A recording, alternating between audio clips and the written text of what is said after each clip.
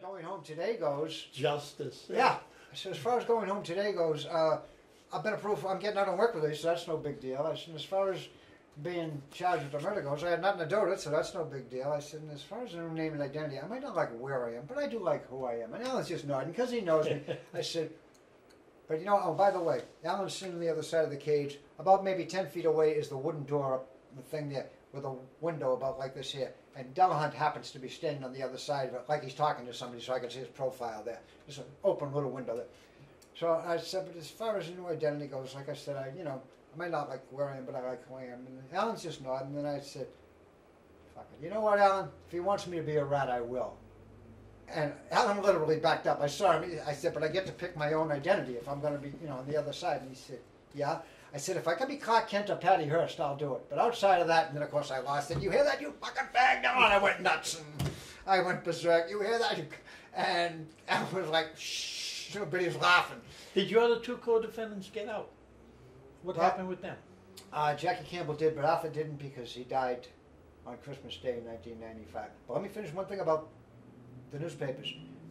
After I refused that, they don't take me back to Walpole. They stash me down in Bridgewater. And this is now I've taken the Fifth Amendment and everything. The Herald has an article in it the next day. Said, me and State Police Lieutenant William Bergen, that was that did all their lies in the Globe, said we both testified about a series of murders in Walpole.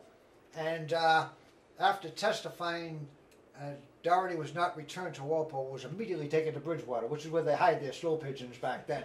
And, and they put my picture in the paper and everything else. So, it took me all the years to prove it.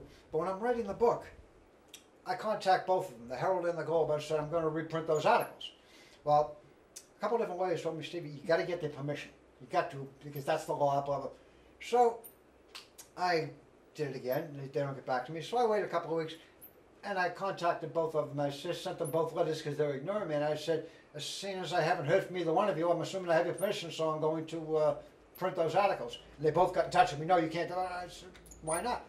But then the Herald said, you can do it. So I did. The Globe, the Honorable Liberal Globe, yeah, they said, well, we have a rule that you have to pay us. Well, basically, I called them and I talked to them. Basically, I said to them, I wouldn't pay you 10 cents to reprint the lies that you printed about me. You printed all these lies about I killed all these people, and you have proof of it. You have a letter naming it.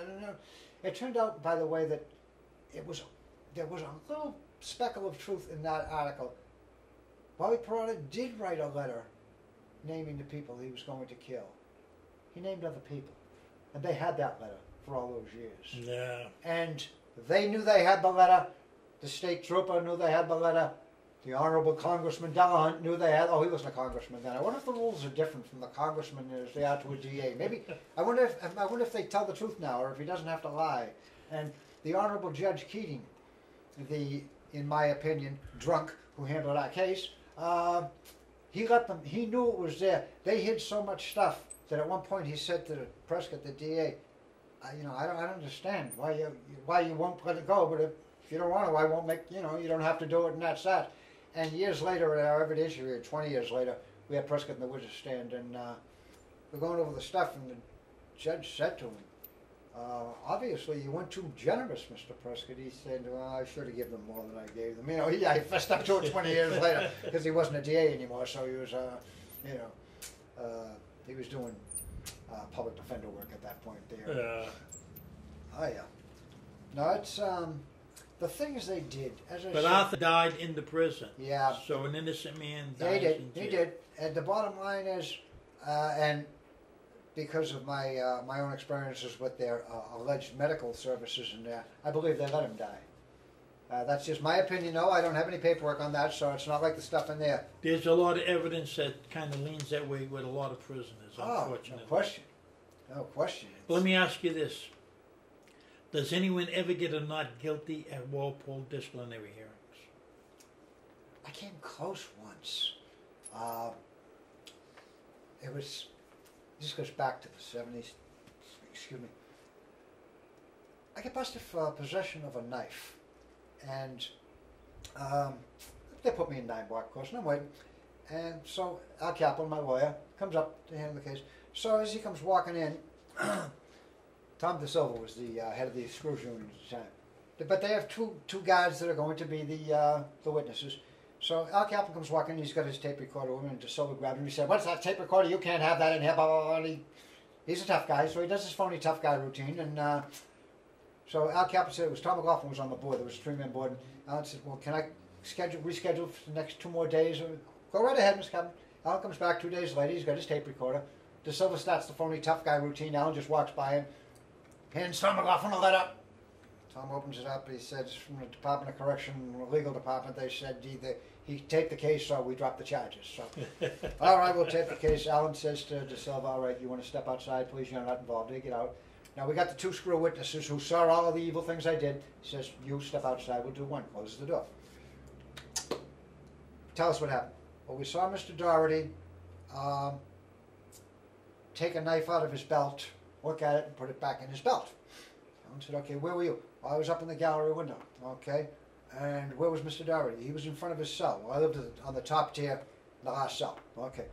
And where was the other officer who shot him?" "Well, he was right there with me." "Okay." And he said, "Okay." Sends him out, brings the other guy in. "What happened?" "Well, we saw Mr. Doherty took a knife out of his belt, put it back in." "And where were you?" "I was up in the gallery." "Okay. And where was the other officer? Was he with you?" "No, he was down the other end of the gallery. He wasn't with us." "Okay. And where was Mr. Doherty?" "Oh, he was down in the flats, outside of cell 5. So they both saw me do the exact same thing, but apparently 2 different places. we got them in a series of lies like that. Now it's on tape. So he sends him out, and I'm sitting there laughing. I'm having fun with it. And Tom McLaughlin was literally embarrassed. He said, "You want to step outside?" So we go outside. They're in there for like a half hour. We're back in. He said, "The board can't come to a decision." I said, "Can I have whose name's voting for the guilty here? I want that." He said, "Stevie, how about we just drop the charges?" And Al Kaplan said, "If you put him back in population, we'll let it go. But that's it." "Nah." Tom said, "That's fine." So I almost got a not guilty. I'll tell you a little synopsis to that, a little anecdote to that.